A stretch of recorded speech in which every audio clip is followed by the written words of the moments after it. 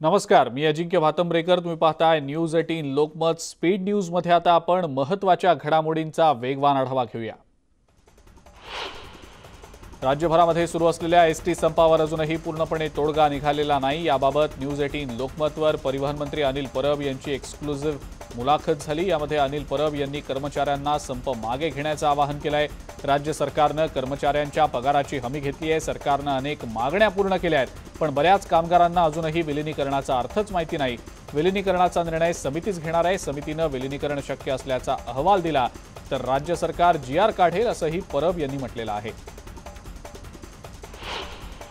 ST महामंडळाच्या कर्मचाऱ्यांना शासकीय सेवेत समाविष्ट करून घेण्यासाठी सुरू असलेल्या कर्मचाऱ्यांच्या आंदोलनात फूट पडली असून रायगड जिल्ह्यातल्या महाड, पेण, रोहा आणि माणगावमध्ये प्रवासी सेवा सुरू करण्यात आलेली आहे. यानंतर संपकरी एसटी महामंडळ कर्मचाऱ्यांच्या बाजूने मनसे उभी राहिली असून माणगावमध्ये मनसेच्या कार्यकर्त्यांनी एसटीची गाडी रोखून धरली. मनसेचे जिल्हाध्यक्ष देवेंद्र गायकवाड, विद्यार्थी मनसेचे नेते प्रवीण शिंदे, माणगाव तालुका अध्यक्ष प्रतीक रहाटे यांनी या आंदोलनाचं नेतृत्व केलं.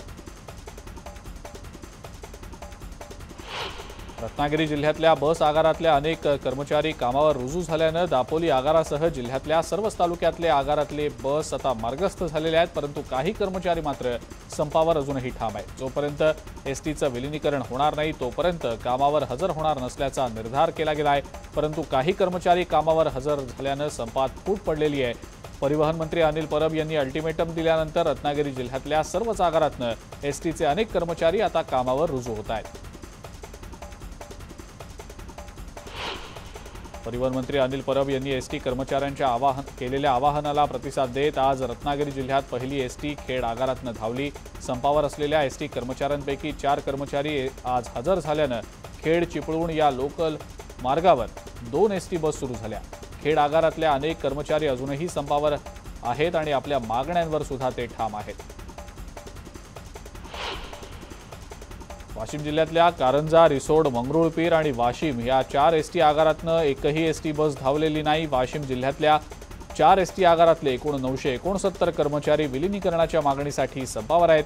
राज्य सरकारनं जी तात्पुरती आणि गटानुसार वेतनवाढ जाहीर केली आहे ती मान्य नसून केवळ एसटीचं राज्य सरकारमध्ये विलिनीकरणच झालं पाहिजे. जोपर्यंत ही मागणी मान्य होत नाही तोपर्यंत संप सुरूच ठेवण्याची भूमिका या कर्मचाऱ्यांची आहे. अमरावतीत विलिनीकरणाच्या मागणीसाठी एसटी महामंडळाच्या कर्मचाऱ्यांचा संप अजूनही सुरू आहे. भारतीय संविधान दिनाच्या निमित्तानं कर्मचाऱ्यांनी विभागीय नियंत्रक कार्यालयाजवळ आंदोलन केलं. कर्मचाऱ्यांनी आंदोलनस्थळी मंडपात भारतीय संविधानाच्या प्रास्ताविकेचं वाचन करून प्रतिज्ञा केली. आमच्या मागण्या जोपर्यंत मान्य होत नाहीत तोपर्यंत संप मागे घेणार नाही अशी भूमिका घेत त्यांनी संविधान दिन साजरा केलाय. राज्यातल्या विधान परिषदेच्या 6 जागांपैकी 4 जागा बिनविरोध झाल्यामुळे आता केवळ 2 जागांसाठी निवडणूक होतीये. त्यातल्या नागपूर आणि अकोला, वाशिम, बुलडाणा या 2 जागांवर लढत पाहायला मिळणार आहे. कोल्हापुरात भाजपनं काँग्रेसच्या सतेज पाटील यांच्यासाठी आपली जागा सोडली आहे, तर धुळे, नंदुरबार विधान परिषदेसाठी काँग्रेसनं माघार घेतल्यानं भाजपच्या अमरीश पटेल यांची बिनविरोध निवड झाली आहे. मुंबईतल्या 2 जागांसाठी शिवसेना, भाजप आणि अपक्ष अशा तिघांनी अर्ज भरलेला होता. त्यापैकी अपक्ष उमेदवार सुरेश कोपरकर यांनी आपला अर्ज मागे घेतला. राज्यात 6 विधान परिषद जागांसाठी 10 डिसेंबरला निवडणुका होत आहेत. कोल्हापूर विधान परिषद निवडणुकीत काँग्रेससाठी भाजपनं आपली जागा सोडली. अमल महाडिक यांनी आपला उमेदवारी अर्ज मागे घेतला. काँग्रेसचे सतेज पाटील यांची बिनविरोध निवड झाली. धुळे आणि नंदुरबार जिल्हा स्थानिक स्वराज्य संस्थेच्या विधान परिषद निवडणुकीत भाजपचे उमेदवार अमरीश पटेल यांची बिनविरोध निवड झाली आहे. धुळे, नंदुरबार मतदारसंघातनं माघार घेण्याचे काँग्रेस पक्षश्रेष्ठींच्या आदेशानंतर भाजप उमेदवाराची बिनविरोध निवड झाली. नागपूरची विधान परिषद निवडणूक मात्र बिनविरोध होणार नाहीये, कारण रवींद्र भोयर यांनी आपला उमेदवारी अर्ज मागे घेतलेला नाही. त्यामुळे रवींद्र भोयर विरुद्ध चंद्रशेखर बावनकुळे यांच्यात सामना रंगेल. नागपूरच्या जागेसंदर्भात भाजप आणि काँग्रेसची पडद्यामागची चर्चा फिसकटल्याचं समोर येत आहे. त्यामुळे नागपूरमध्ये आता निवडणूक होण्यावर शिक्कामोर्तब झालाय. काँग्रेसचे डमी उमेदवार प्रफुल्ल गुडदे यांचा अर्ज नियमित प्रक्रियेत बाद होणार आहे. नारायण राणे यांनी एक खळबळजनक विधान केलंय। मार्चमध्ये भाजपचं सरकार येणार असल्याचं मोठं वक्तव्य त्यांनी केलंय। ते जयपूरमध्ये बोलत होते। राणेंच्या या वक्तव्यामुळे राजकीय वर्तुळात आता चर्चांना उधाण आलेलं आहे। भाजप ही खोटी भविष्यवाणी करणारा पक्ष आहे। त्यांची अनेक भविष्यवाणी खोटी ठरलेली आहे, त्यामुळे जनता त्यांच्या बोलण्यावर विश्वास ठेवत नाही। नारायण राणे यांनी केलेल्या वक्तव्यावर काँग्रेसचे प्रदेशाध्यक्ष नाना पटोले यांनी ही प्रतिक्रिया दिलेली आहे। महाविकास आघाडी मजबूत आहे, सरकारला कोणताही धोका नसल्याचंही पटोले म्हणाले।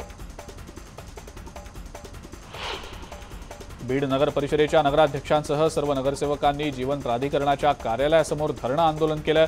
बीड शहरातल्या अमृत अटल पाणी पुरवठा योजना आणि भुयारी गटार योजनेची गेल्या 2 वर्षांपासूनची कामं रखडलेली आहेत।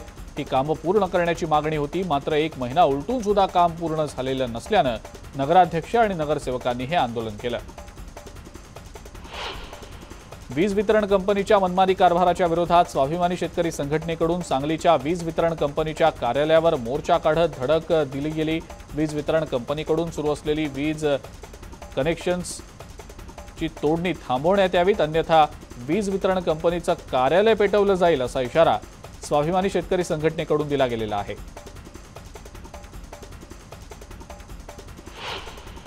शेतात उभ्या असलेल्या ऊसावर विजेची तार तुटून आग लागल्यानं 2 एकर क्षेत्रावरचा ऊस जळून खाक झाल्याची घटना गोहोगाव हाडे शेतशिवारात घडलेली आहे।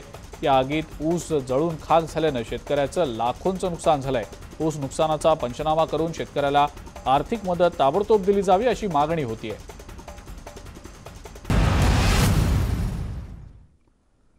ब्रेकनंतर स्पीड न्यूजमध्ये आपण इतरही काही महत्त्वाच्या बातम्यांचा आढावा घेऊया। वसई विरार महानगरपालिकेतनं 29 गावं वगळावी, यासाठी वसईकरांनी वसई तहसीलदार उज्ज्वला भगत यांना निवेदन देत मुख्यमंत्र्यांपर्यंत आमची मागणी पोहोचवावी अशी मागणी केलेली आहे। यावेळेला मिलिंद खानोलकर, विजय पाटील, ॲडव्होकेट अनिल चव्हाण, डॉमिनिका डाबरे यांच्यासह अनेक कार्यकर्ते उपस्थित होते। वसईतली 29 गावं वसई विरार महानगरपालिकेतनं वगळावी, यासाठी वसईकरांनी मोठी आंदोलनं केली। त्यानंतर काही लोक कोर्टात गेल्यामुळे हा निर्णय सध्या कोर्टात प्रलंबित आहे।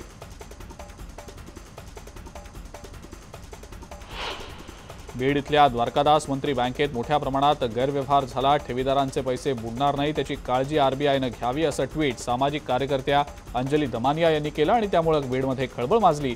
2019-20 या आर्थिक वर्षात बँकेच्या प्रशासकीय कामकाजातली अनियमितता यामुळे रिझर्व्ह बँकेनं दिलेल्या सूचनेनुसार संचालक मंडळ बरखास्त करून प्रशासक नियुक्त करण्यात आलेले आहेत। ठेवीदारांनी काळजी करू नये, बँकेची स्थिती उत्तम आहे, लवकरच बँकेचं कामकाज पूर्ववत होईल असं प्रशासक विश्वास देशमुख यांनी सांगितलं। बारामती तालुक्यातल्या सोनगाव इथल्या पोलीस पथक अवैध दारू विक्रेत्यावर कारवाई करण्यासाठी गेलं असता भीतीपोटी त्यानं पळ काढत नीरा नदीवरच्या बंधाऱ्यात उडी मारली। यावेळेला दम लागल्यानं त्या बुडून त्याचा मृत्यू झालाय। मंगलेश अशोक भोसले असं मृत्युमुखी पडलेल्याचं नाव आहे। दरम्यान या घटनेनंतर संतप्त झालेल्या संबंधित वस्तीवरच्या जमावानं पोलिसांवर हल्ला केला। यामध्ये 3 पोलीस कर्मचारी जखमी झाल्याची प्राथमिक माहिती आहे।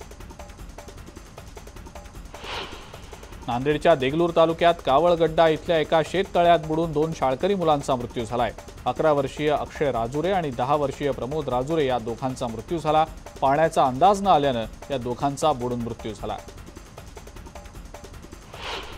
अमरावतीमध्ये घडलेल्या हिंसाचारात दोन्ही गटातल्या उपद्रवी घटकांची एकमेकांवर तुफान दगडफेक सुरू असल्याचं समोर आलं। त्याच वेळेला एक युवक दगडफेकीत जखमी झाल्यानं रक्ताच्या थारोळ्यात पडलेला होता। बातमीचं संकलन करायला गेलेल्या एका स्थानिक वृत्तपत्राचे प्रेस फोटोग्राफर सईद खान यांनी दोन्हीकडून होणारी दगडफेक, पोलिसांकडून सोडला जाणारा अश्रुधूर आणि लाठीचार्जचा विचार न करता माणुसकीचं दर्शन देत जखमी झालेल्या युवकाला आपल्या अंगावर उचलून पोलीस व्हॅनमध्ये टाकलं आणि रुग्णालयात नेलं। समाजात एकतेचा संदेश देणाऱ्या सईद खान यांचं सध्या सगळीकडे कौतुक होत आहे। मुंबईतल्या गोरेगावमधल्या आरे पोलिसांनी एकाला व्हेल माशाच्या उलटीची तस्करी केल्याप्रकरणी अटक केली आहे। तस्करी करणारा आरोपी सध्या गजाआड आहे। 5 किलोंचं अँबरग्रीस जप्त करण्यात आलेलं आहे। या व्हेल माशाच्या उलटीची किंमत 15 कोटी रुपये इतकी आहे। हा आरोपी बीडमधला असून त्याला आता गोरेगावमधनं अटक करण्यात आलेली आहे। धावत्या लोकल ट्रेनमधनं प्रवाशाचा मोबाईल हिसकावून पळणाऱ्या चोरट्याला कल्याण आरपीएफ जवानांनी पाठलाग करून पकडलाय। राम नजली गरुड असं या चोरट्याचं नाव आहे। 23 नोव्हेंबरला प्रमोद निषाद हा प्रवासी प्रवास करत असताना कल्याण रेल्वे स्थानकात गाडी थांबताच गाडीतच बसलेल्या चोरट्यानं प्रमोद याच्या हातातील महागडा मोबाईल हिसकावून पळ काढला, पण त्याचा चोरीचा प्रयत्न फसला। आरपीएफच्या जवानांनी चोराचा पाठलाग करत त्याला पकडलं। शहादा शहरातल्या मलोणी रस्त्यावरील कापूस आणि टायरच्या गोदामाला भीषण आग लागलेली होती। या आगीत 2 गोडाऊन जळून खाक झाले। दरम्यान घटनास्थळी पोलीस आणि अग्निशमन दलाचे जवान दाखल झाले होते। आगीवर नियंत्रण मिळवण्यासाठीचे प्रयत्न सुरू करण्यात आलेले होते। टायरमुळे आग आणखी भडकत होती आणि त्यामुळेच विझवण्यासाठी अडचणी येत होत्या। आग नेमकी कशी लागली याचं कारण कळू शकलेलं नाही।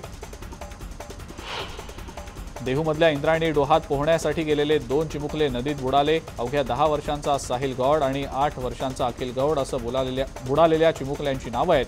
हे दोघेही भाऊ पोहण्यासाठी नदीत उतरले होते, मात्र पाण्याच्या खोलीचा अंदाज न आल्यानं ते दोघेही बुडाले। घटनास्थळी पिंपरी चिंचवड रेस्क्यू टीम आणि देहरोड पोलीस दाखल झाले।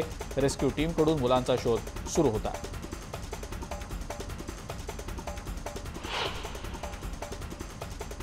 आणि या सगळ्या महत्त्वाच्या घडामोडींसोबतच स्पीड न्यूजमध्ये वेळ झाली आहे इथंच थांबण्याची। ताज्या बातम्या आणि अपडेट्ससाठी बघत राहा फक्त न्यूज 18 लोकमत।